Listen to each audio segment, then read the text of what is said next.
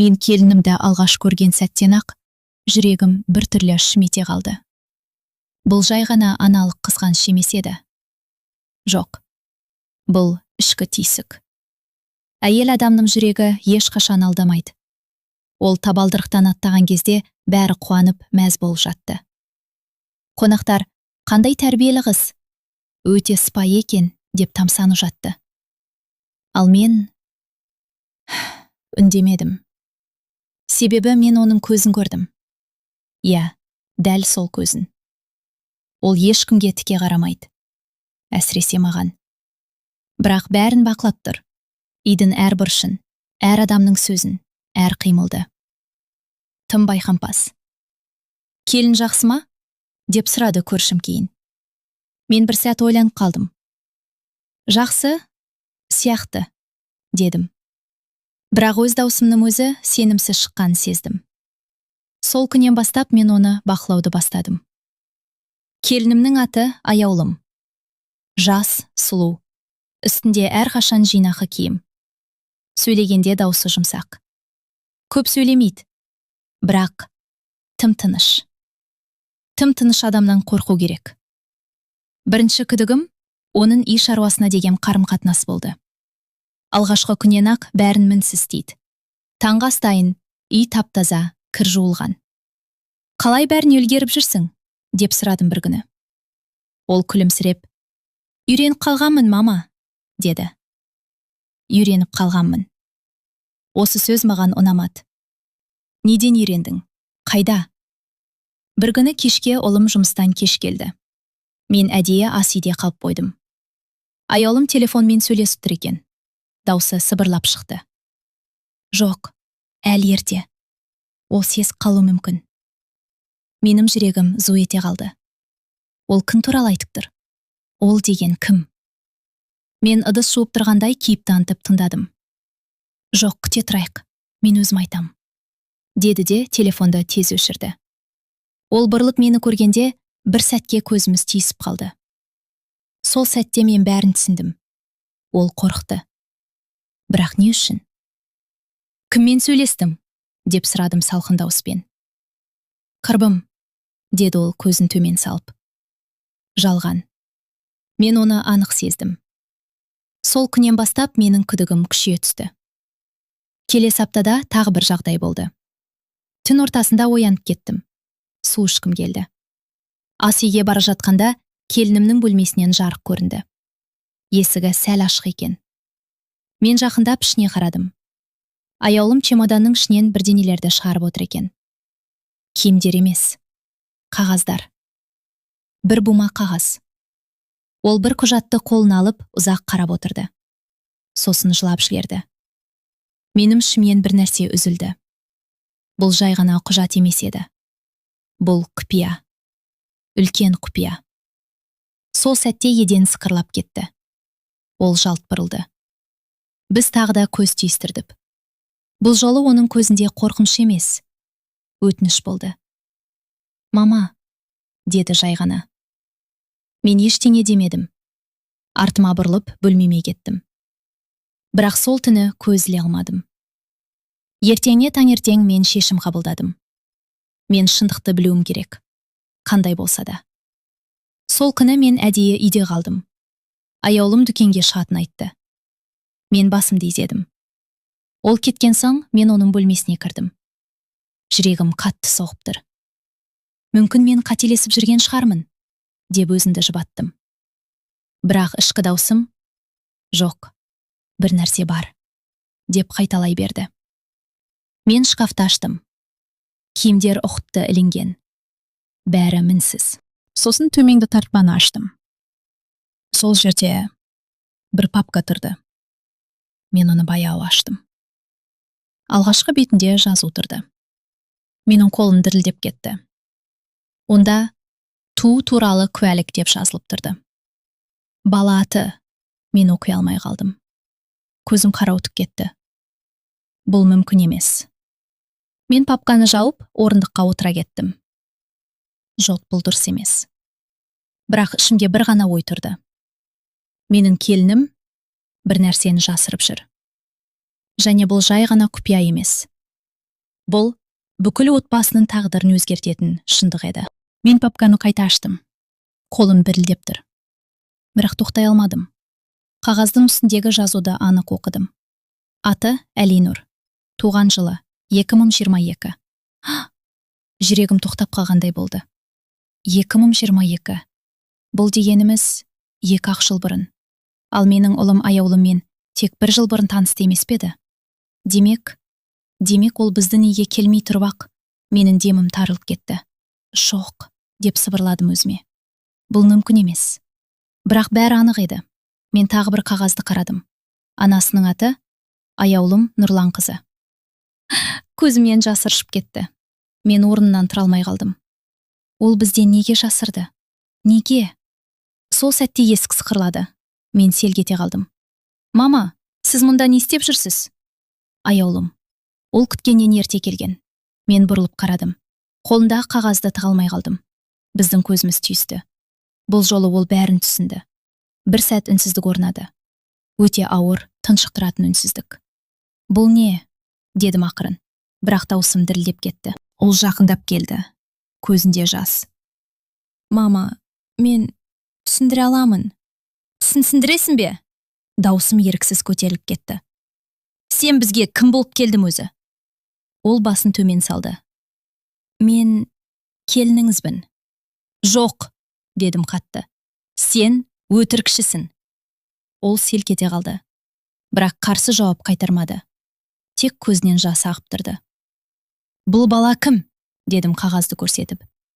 Ол бір сәт үнсіз қалды. Сосын сыбырлап, менің балам, деді. Жүрегім тағы бір рет шым етті. Мен бұл сөзді естірім келмеген еді. Сонда сен... Сөзім аяқталмай қалды. Я, деді ол. Мен бұрын тұрмыста болдым. Бөлме айналып кеткендей болды. Сен ажырасқансың ба? Ол басын шайқады. Жоқ. Онда? Ол көзін жұмды. Ол қайтыс болды. Мен үнсіз қалдым. Бұл жауапты күтпеген еді. Неге айтпадың? Дедім біраздан кейін. Қорықтым, деді ол ақырын. Неден қорықтым? Сізден, қоғамнан, ұлымыздан. Ол жылап жіберді. Егер білсеңіздер, мені қабылдамайсыздар деп ойладым. Мен ашуланып тұрдым. Бірақ оның сөздері жүрегіме тиіп жатты. Ал менің ұлым ше? Дедім.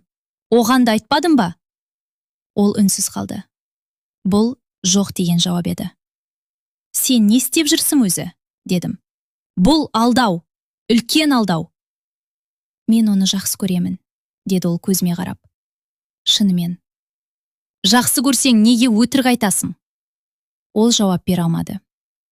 Сол сәтте мен бір нәрсені түсіндім. Бұл қыз жаман емес. Бірақ ол қорқып жүр. Өте қатты қорқып жүр. Бала қайда? Деп сұрадым бірден. Ол селк ете қалды. Мама. Жауап бер. Ауылда анаммен бірге. Мен көзімді жұмдым. Бір сәтке бәрі тыныш болып кетті. Бірақ ішімде дауыл соғып тұр. Сен енді не істемексің? Дедім суық дауыспен. Мен өзім айтамын, деді ол. Қашан? Жақында. Жоқ, дедім қатты. Бүгін айтасың. Ол қорқып кетті. Жоқ, мен дайын емеспін. Сен дайын емессің бе? Ал біз ше? Осы кезде есік ашылды. Ұлым келді. Мама? Аяулым? Не болды? Біз екеумізде қатып қалдық.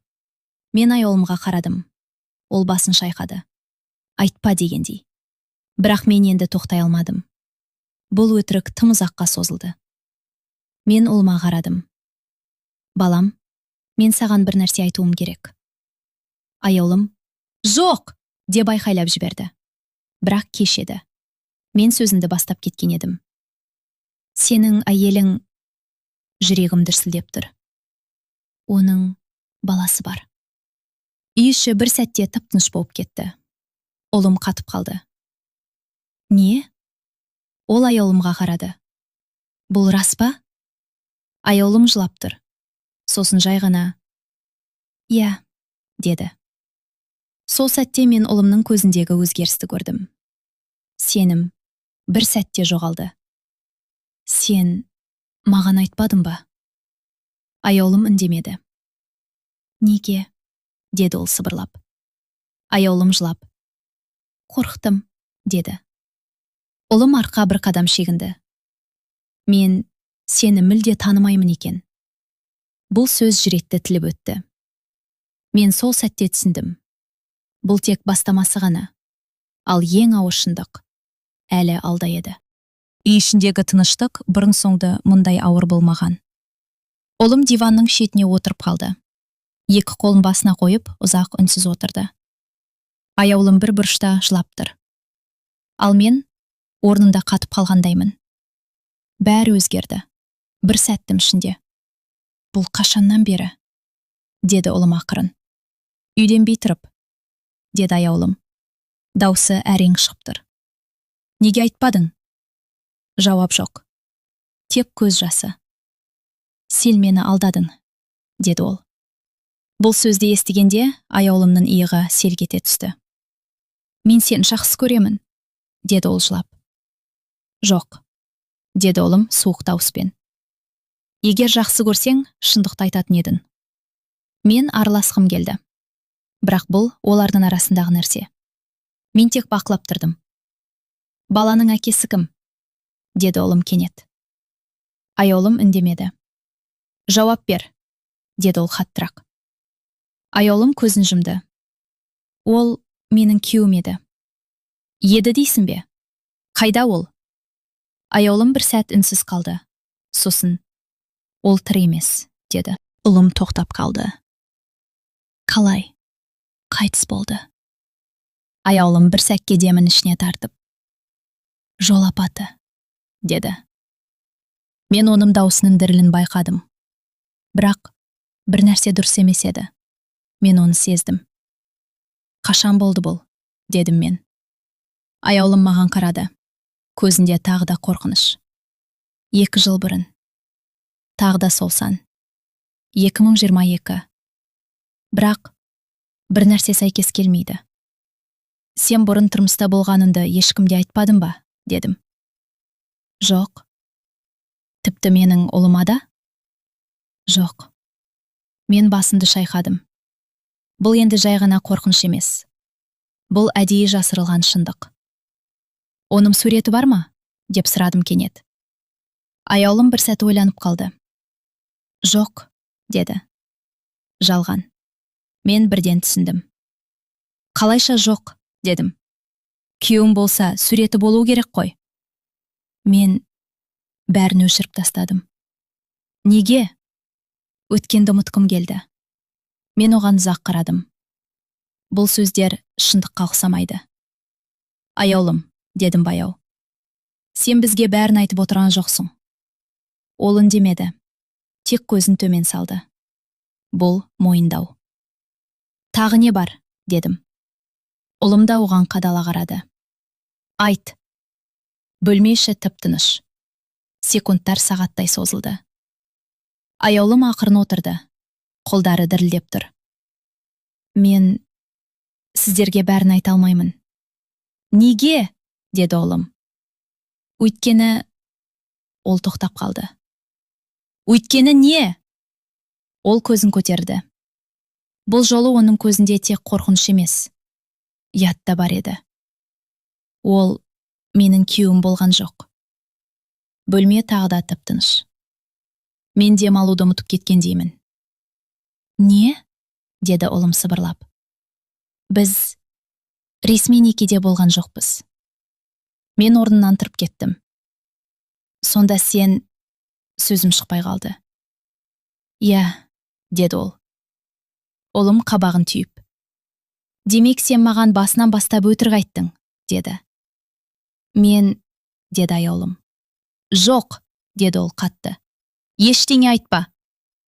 Менің ішім күйіп бара жатыр. Бірақ, сонымен қатар, мен бір нәрсені түсініп келе жатырмын. Бұл қыздың өмірі оңай болмаған. Ол адам кім еді? Деп сұрадым. Аяулым көзін жұмды. Ұзақ үнсіз қалды. Сосын, ол жаман адам еді, деді. Қалай жаман? Ол дірілдеп кетті. Ол мені ұратын. Жүрегім шым ете қалды. Ұлым да үнсіз қалды. Мен жүкті болғанда, ол мені тастап кетті, деді ол жылап. Сонда, ол тірі ме? Дедім бірден. Аяулым үндемеді. Бұл жауаптан да ауыр еді. Ол тірі ме? Дедім қаттырақ. Иә, деді ол сыбырлап. Бөлме іші мұздай болып кетті. Мен орындыққа отыра кеттім. Демек, дедім баяу. Сен бізге тағы да өтірік айттың. Аяулым басын төмен түсірді. Мен қорықтым. Ұлым орнынан тұрды. Көзінде ашу. Бәрі өтірік. Бәрі. Ол есікке қарай жүрді. Балам, дедім. Бірақ ол тоқтамады.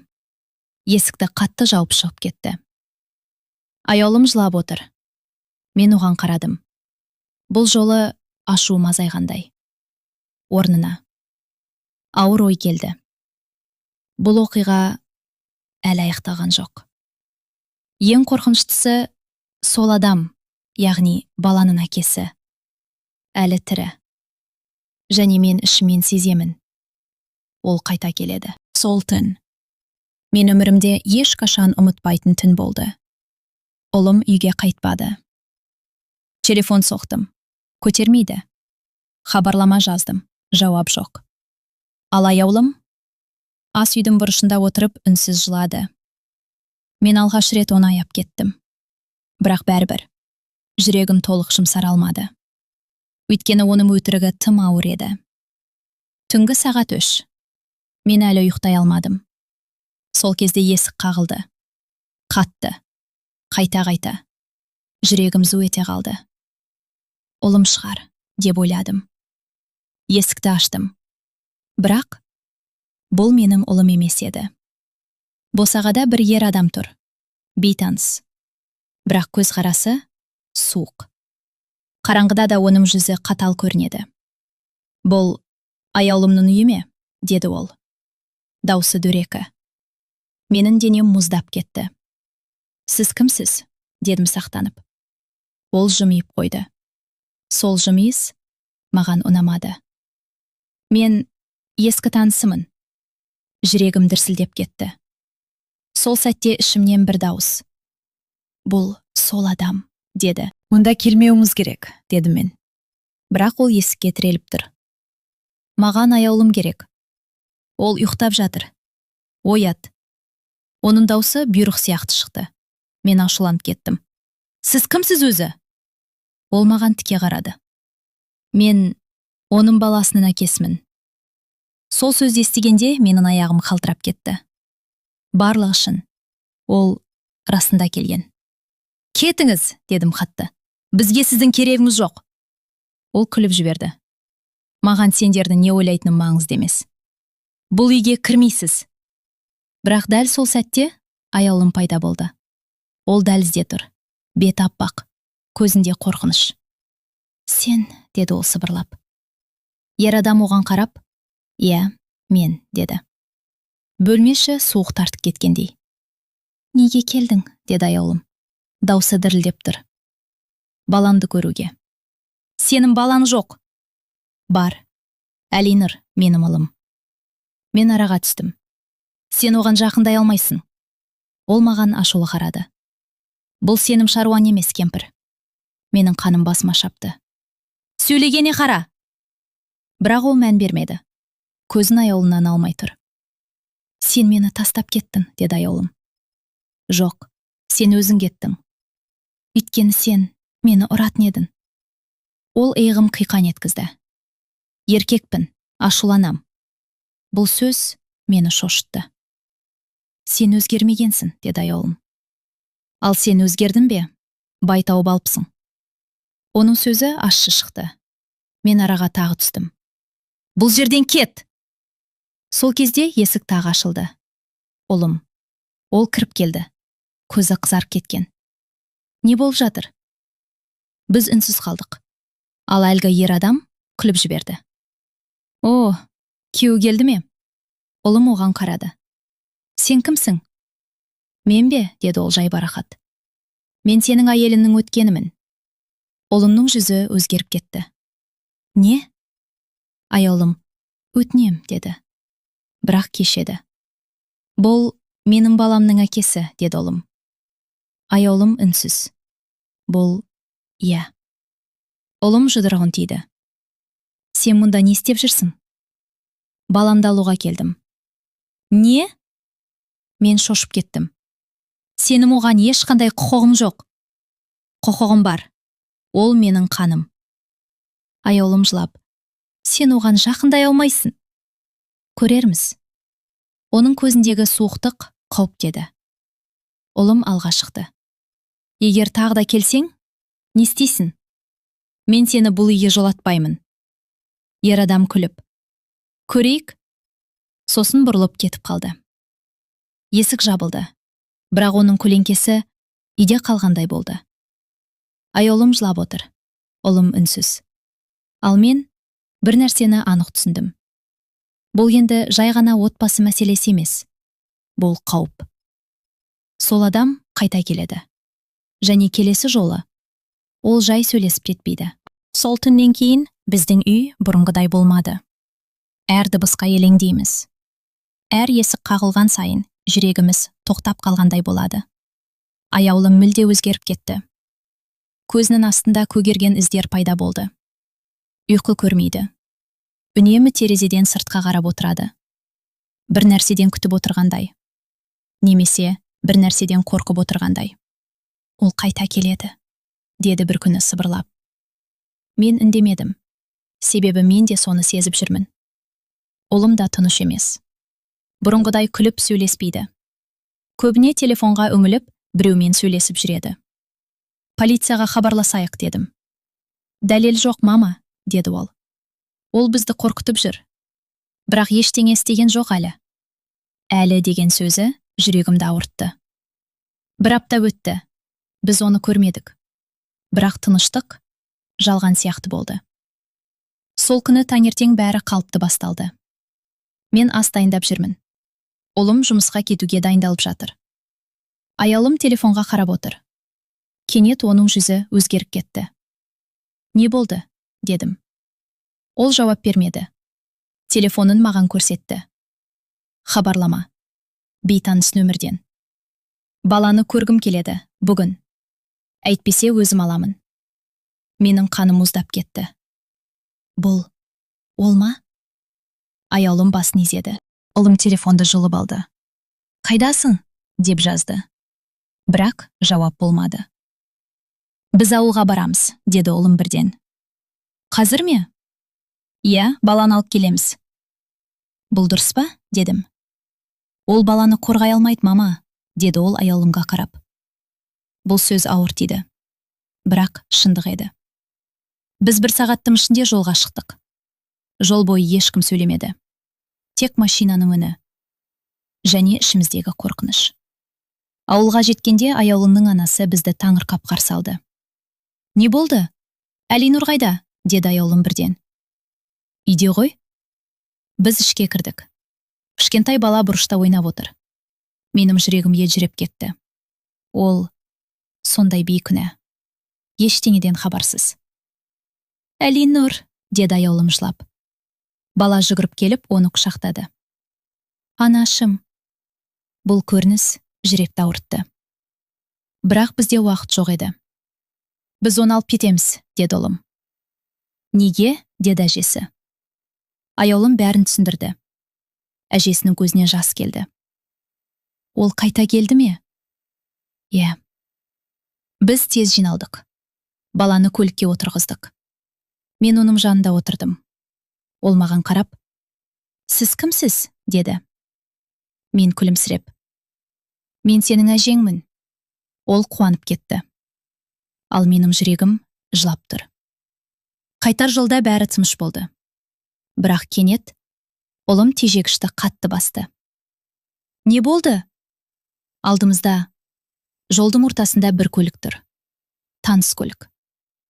Есік ашылды. Сол адам шықты. Баяу, сенімді, қорықпайды. Мен айттым ғой, деді ол күліп. Менің денем мұздап кетті. Баланы беріңдер. Жоқ, деді аяулым айқайлап. Ұлым көліктен түсті. Жолдан кет. Алдымен баламды бер. Ол сенің балаң емес. Нқы жасайық па? Оның сөзі суық шықты. Аяулым жылап. Сен оған лайық емессің. Маған бәрібір. Ол менікі. Ол көлікке жақындай бастады. Мен баланы құшақтап алдым. Қорықпа, дедім оған. Бірақ өзім дірілдеп тұрмын. Сол сәтте ол есікті ашпақ болды. Ұлым оны итеріп жіберді. Қолымды тигізбе! Екеуі төбелесіп кетті. Мен айқайладым. Аяулым жылады. Бала қорқып кетті. Бұл жай ғана сөз емес еді. Бұл соғыс. Және мен түсіндім. Егер біз қазір бірдеңе істемесек, біз баладан айырылып қалуымыз мүмкін. Жолдың ортасындағы сол сәт. Барлығы бір сәтте өзгерді. Ұлым мен әлгі адам төбелесіп жатты. Айқай, жылау, қорқыныш. Ал мен баланы құшақтап тек бір нәрсені ойладым. Оны қорғау керек. Тоқтағдар, деп айқайладым бар даусыммен. Бірақ ешкім тыңдамады. Сол кезде аяулым жүгіріп барып екеуінің арасына түсті. Жетеді! Оның даусы бәрін тоқтатты. Екі еркек те тоқтап қалды. Сен не істеп жүрсің? Деді әлгі адам ашулы. Мен анамын, деді аяулым. Оның даусы алғаш рет батыл шықты. Қорықпай, дірілдемей. Сен ана емессің, деді ол. Сен оны менен тартып алдың. Жоқ, деді аяулым. Сен өзің бас тарттың. Бір сәт үнсіздік орнады. Есіңде ме? Деді ол көзінен жас ағып. Мен жүкті екенімді айтқанда сен не дедің? Ер адам үндемеді. Керегі жоқ бала, дедің. Бұл сөз бәрін тіліп өтті. Менің жүрегім шым ете қалды. Ұлым да тоқтап қалды. Ал енді 2 жылдан кейін келіп, балам дейсің бе? Аяулым жылап тұр. Бірақ бұл әлсіздік емес еді. Бұл шындық. Ер адам ашуланып. Ол кезде басқаша еді, деді. Жоқ, деді аяулым. Сен ешқашан өзгермейсің. Сол сәтте бала жылап жіберді. Анашым. Бәріміз соған қарадық. Кішкентай, қорқып кеткен. Бірақ анасына қарай қолын созып тұр. Аяулым жүгіріп барып оны құшақтады. Мен осындамын. Қорықпа. Мен сол сәтте бәрін түсіндім. Ана деген осы. Қан емес, жүрек. Ұлым баяу жақындады. Балаға қарады, сосын аяулымға. Бұл бала, деді ол ақырын. Иә, деді аяулым. Сен оны жалғыз өсірдің бе? Иә. Ұлым ұзақ үнсіз тұрды. Сосын ол күтпеген нәрсе айтты.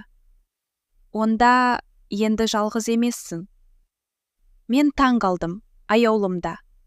Ме? Деді ол. Мен сендерді тастамаймын, деді ұлым. Бірақ мен саған өтірік айттым. Иә, айттың. Бір сәт тыныштық. Бірақ сен жаман адам емессің. Аяулым жылап жіберді. Бұл жолы жемілдеп. Ер адам ашуланып. Бұл не, спектакль? Бұл отбасы, дедім мен. Ол маған ашулы қарады. Сенің бұл жерде орның жоқ, дедім. Мен қайтып келемін. Жоқ, деді ұлым. Даусы қатты, нық. Біз заңмен сөйлесеміз, деді ол. Ал сен бізден аулақ жүресің. Ер адам үндемей қалды. Алғаш рет оның сенімі кеткендей болды. Ол бізге қарап тұрды. Сосын бұрылып көлігіне отырды. Және кетіп қалды. Жолда тыныштық. Бірақ бұл жолы қорқынышты емес, жеңіл. Мен артқа қарадым. Аяулым баланы құшақтап отыр. Ұлым олардың жанында. Сол сәтте мен түсіндім. Мен қателескен екенмін. Мен келінімді тексердім, күдіктендім, айыптадым. Бірақ ол жай ғана бақыт іздеген қыз еді. Аяулым, дедім ақырын. Ол маған қарады. кешір мені. Оның көзіне жас келді. Жоқ, мама, сіз дұрыс жасадыңыз. Жоқ, мен ана ретінде сені түсінуім керек еді. Ол маған жақындады, бірінші рет. Маған өзі құшақтады. Рахмет деді. Не үшін? Бізді қабылдағаныңыз үшін. Мен баланың басынан сипадым. Бұл енді біздің бала. Күн батып бара жатты. Жаңа өмір басталып келе жатты. Кейде шындық ауыр болады. Бірақ сол шындық бізді біріктіреді. Себебі нағыз отбасы қанмен емес, жүрекпен құрылады.